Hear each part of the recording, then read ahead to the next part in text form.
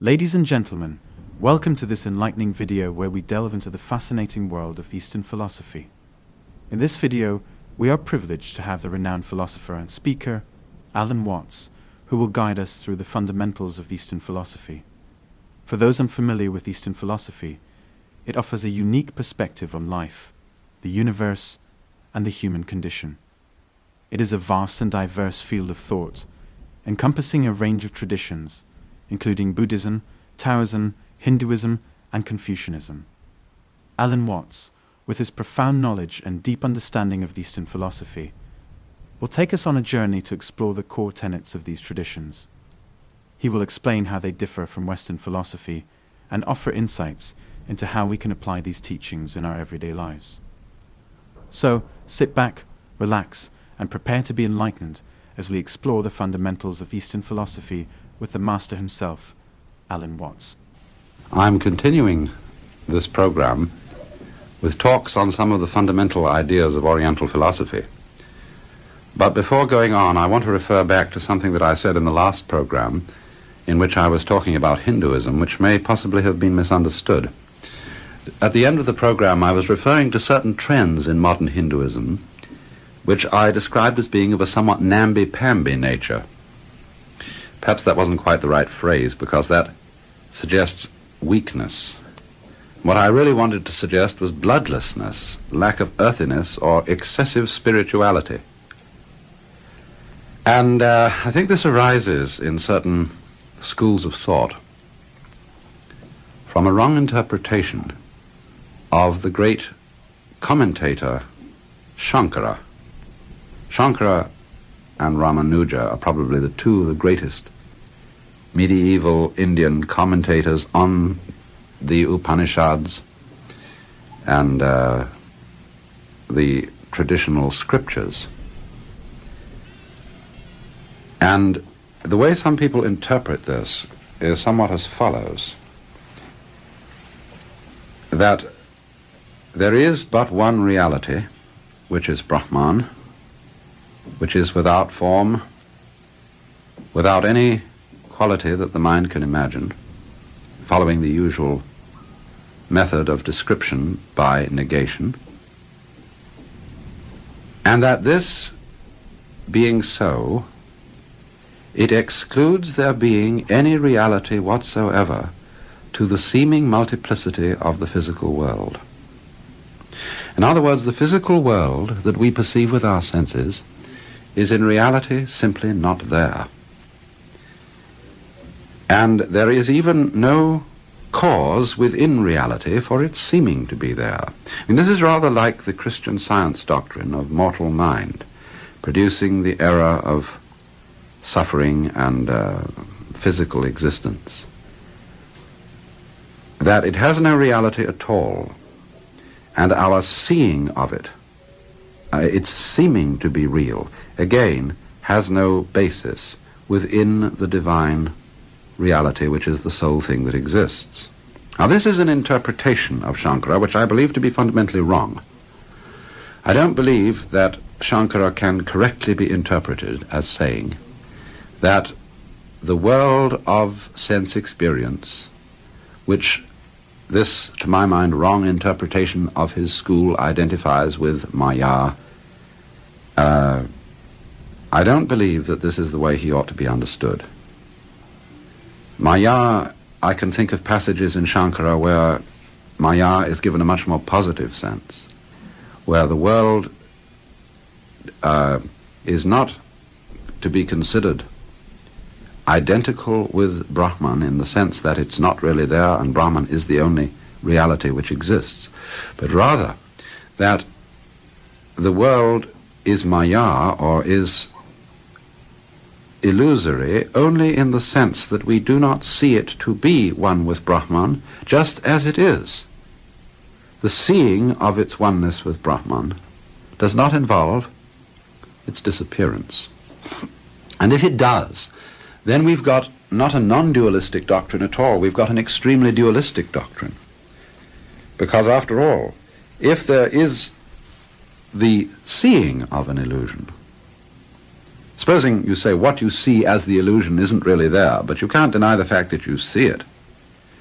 And then if that seeing of it has no basis in reality, if that in turn is an illusion, and the illusion that one sees an illusion is an illusion, then you've got a principle that is fundamentally distinct from the supreme reality, and in a way stands against it, is not explained by it, is not grounded in it. And therefore this is a highly dualistic form of thought, and as a result, all fundamental dualisms lead to consequences in feeling and in conduct which are world-hating. And this seems to me why there are trends in modern Hinduism to be excessively spiritual, to regard all sense knowledge as basically evil, in the sense of being fundamentally, and I mean fundamentally, unreal. And this, in other words, is what I wanted to indicate about these trends in modern Hinduism, which I do not feel are representative at all of either Shankara's doctrine or the doctrine of the Upanishads, upon which the whole tradition of Hinduism is based. Now then, today I want to go on to the subject of Buddhism. Buddhism originates in India somewhere between 600 and 500 BC. There is always some conjecture about the exact dating of individuals at this time, but it was during this period that there lived a man called Gautama. And Gautama was the son of a king, or perhaps tribal chieftain, who lived very close to modern Nepal in the north of India. And Buddha is a title given to this man. It wasn't his proper name, just as Christ is not, as it were, the surname of Jesus, as when we say Jesus Christ. We should correctly say Jesus the Christ, Jesus the Anointed One. And in the same way one should say not Gautama Buddha, but Gautama the Buddha. For Buddha means an awakened one. A man who woke up, who, in other words, you must understand this term within the whole Hindu tradition, a man who is no longer spellbound by Maya, by the seeming separateness of all the things in this world. That's one of the forms of Maya. And so a Buddha is not a unique historical character. There can be, and it is supposed that there have been, innumerable Buddhas. But the idea of a Buddha is related to the Hindu idea of an avatar, which means an incarnation of the Godhead in human form. Buddhists don't think of a Buddha as an incarnation of the Godhead, because they, although not rejecting the idea of God or gods, relegate all gods to the world of Maya, to the world of relative reality. And in this sense, a Buddha is felt in some way to be superior even to the gods. Let's put it in this way. Perhaps some of you have seen what is a sort of fundamental illustration of the principles of Buddhism, a diagram or map-like thing called the Wheel of Life. And in Tibetan versions of the Wheel of Life, you will notice that the wheel is divided into 6 realms. And these 6 realms include human beings, gods, or perhaps angels would be a better term for devas, spirits of wrath called asuras, personifications of the destructive forces of nature, animals, then what are called naraka, or purgatories, preta, or tormented, frustrated spirits with tiny mouths and immense bellies, having, in other words, immense appetite but very little means of satisfying it. And then again, humans. And the basic idea of Buddhism is that awakening, Buddhahood, can be attained only from the human state. Deliverance from the vicious circle which the wheel represents. Life considered as a vicious circle. The gods are too powerful and too happy to concern themselves to be delivered. At the opposite extreme, the people in the Narakas, the tormented souls in purgatory, as it were, are too miserable. The animals too dumb, the Asuras too angry, and the Pretas too frustrated. You can take this wheel, as a matter of fact, not as referring to any actual worlds other than ours of ghosts or gods and purgatories, but you can take these 6 realms as representing states of the human mind, and the human state as representing even-mindedness, what is called in Sanskrit upeksha, equanimity. Now, when it is said then that one can become a Buddha only from the human state, it means, you see, that a Buddha stands above the gods as being released from the wheel. In very popular Buddhism, of course, as in popular Hinduism, the idea of the wheel is taken rather literally. It is, in other words, believed that the individual passes from life to life, and it's rather funny that although Buddhism actually denies the existence of an individual soul as an enduring reality, nevertheless, in Buddhist countries it is popularly believed that some sort of equivalent of the soul passes from life to life, and that if your present life is miserable, it is a result of foolish actions in the former life, but if in this life you act wisely, your birth in the next life is to be more fortunate, and you may get up, of course, to the heaven worlds, the world of the gods. But human birth is the thing that is always regarded as most fortunate, because you can be tied to the wheel not only by chains of iron, that is to say, by acting wrongly, you can also be bound by chains of gold, that is, by acting wisely so as to inherit good fruits. Now, of course, very sophisticated Buddhists, not only in modern times but in ancient times, did not take this idea of reincarnation literally. They looked upon it in quite a different way, and just as they regarded the 6 worlds as states of the human mind, so they regarded reincarnation as something happening in this life. Those of you who've read T.S. Eliot's 4 Quartets will remember the passage, perhaps, where he says that those who have just left the platform of a station on a railway train are not those who will arrive at any destination.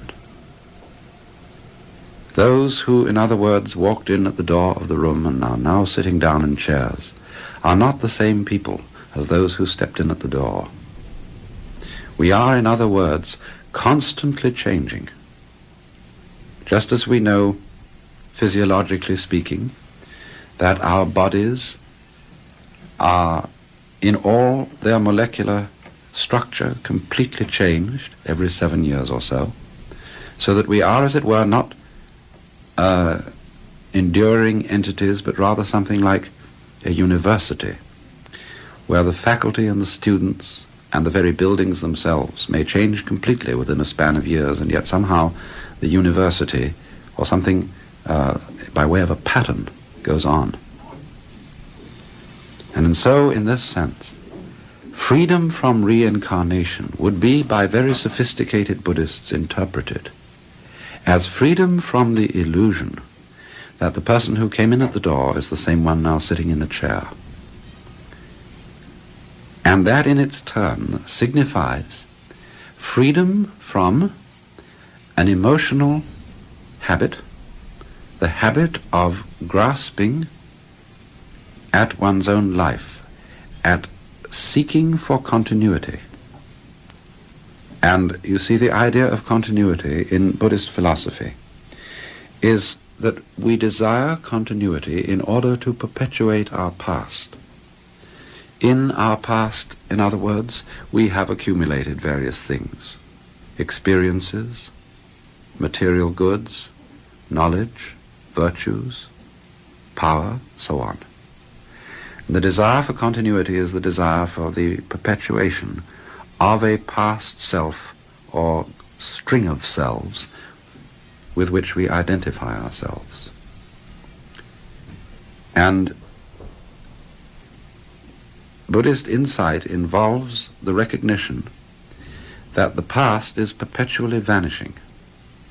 There really is no past to continue, and therefore to cling to it, to identify oneself with it, is to perpetuate an illusion resulting in incessant frustration, resulting indeed in that very vicious circle which the symbol of the wheel represents. Now, Gautama made it very easy to summarize his teaching. He was really quite an adept in what we call mnemonics, in putting things in simple form so that they could easily be remembered. And he summed up the whole of his doctrine in what is called the Fourfold Noble Truths. And although it becomes sometimes awfully boring to read fundamental text on Buddhism, which just go over these things again and again, I think it's only boring if one goes over them in the very formal way that these texts adopt. Really, it's a very skillful outline of the nature of Buddhism, and it's based on an old medical formula.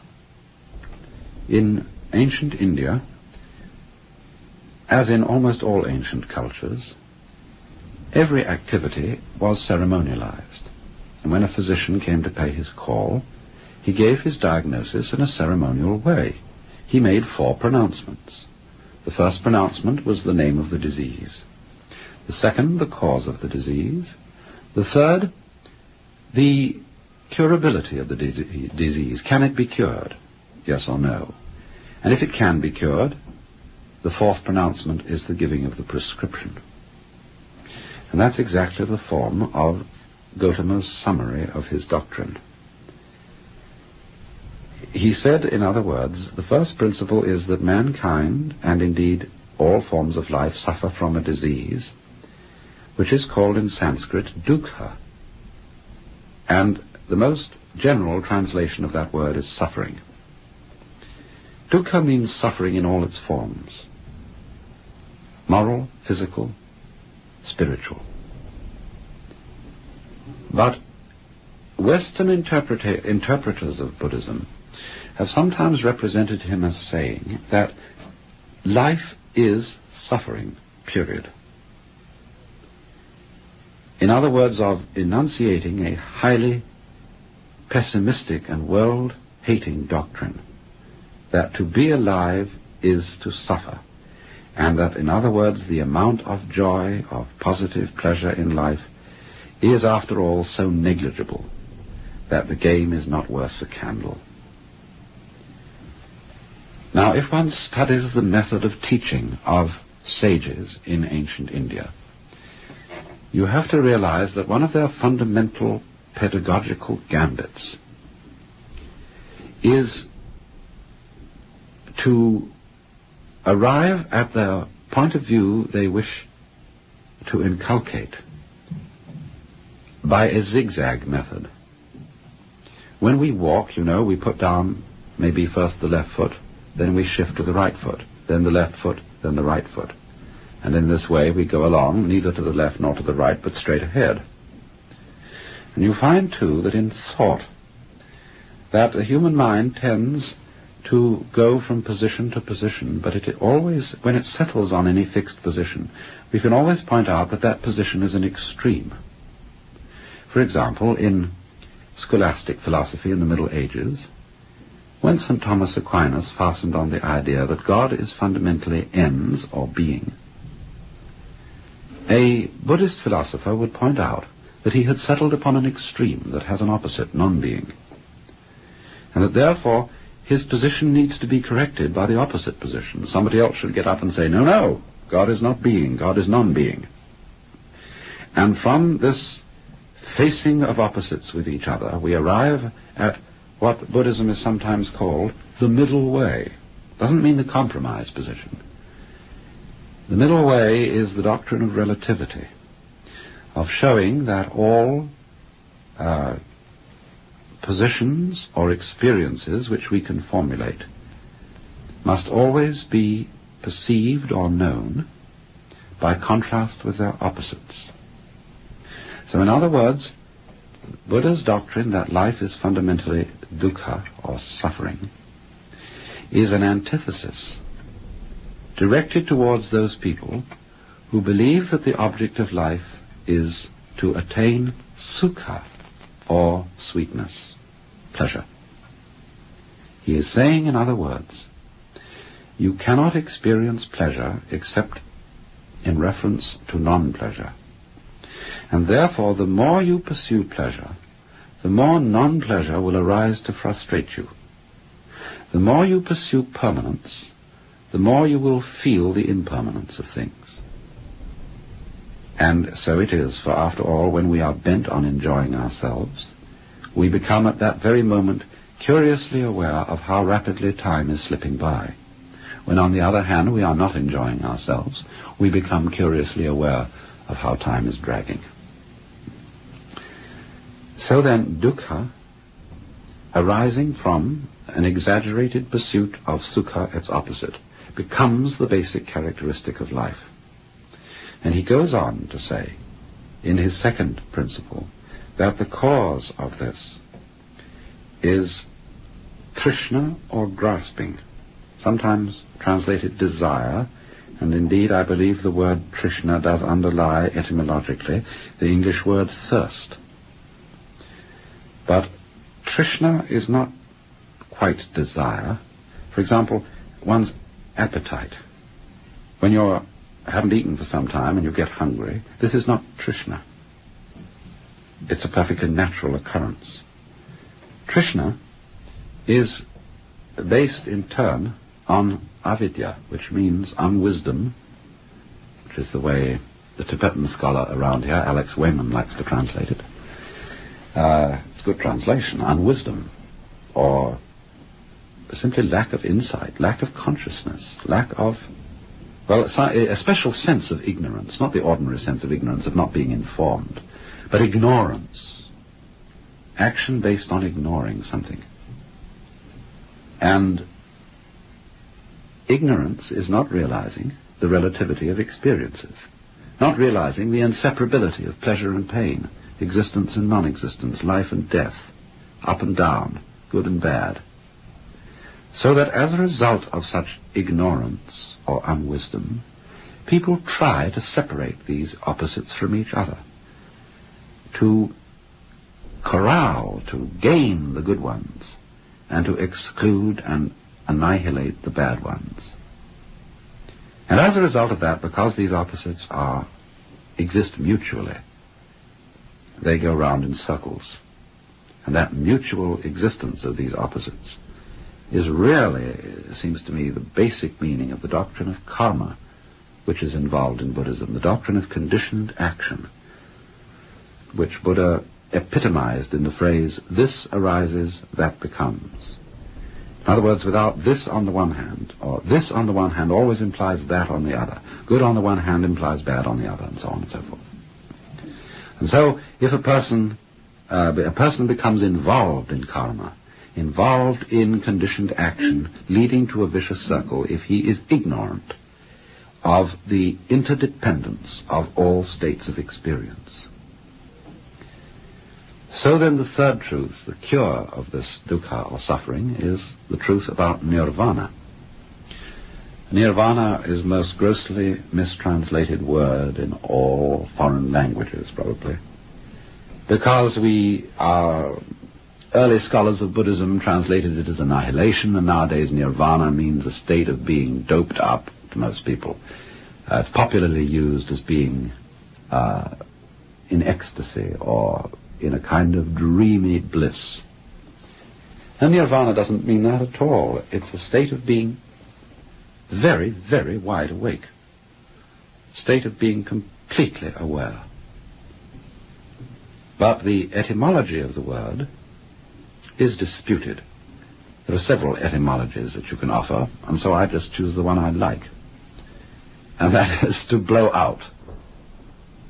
As when, having tried to hold one's breath, you discover that you can't hold it. You lose your breath by holding it. Therefore you expire, you despirate. And so you heave a sigh of relief. And so nirvana is the sigh of relief, the expiration or despiration.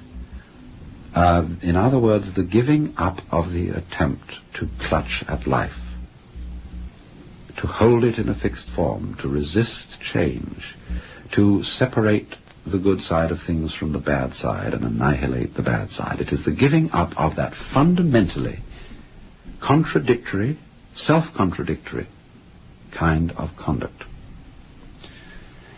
And so then in the fourth truth, there is set out the Noble Eightfold Path, Buddha's prescription for dukkha. And the Noble Eightfold Path is really in three divisions, one of which concerns itself with understanding, might almost say intellectual understanding of the doctrine. The one is concerned with conduct, and the third part of it is concerned with state of consciousness or meditation. Now, to summarize them briefly, the first stages of the path, such as a right view, or I prefer to translate the word samyak, not so much as right, but as perfect, in the Greek sense of telos, or complete. And thus, to have a complete view is a view which does not take sides, which takes the middle path.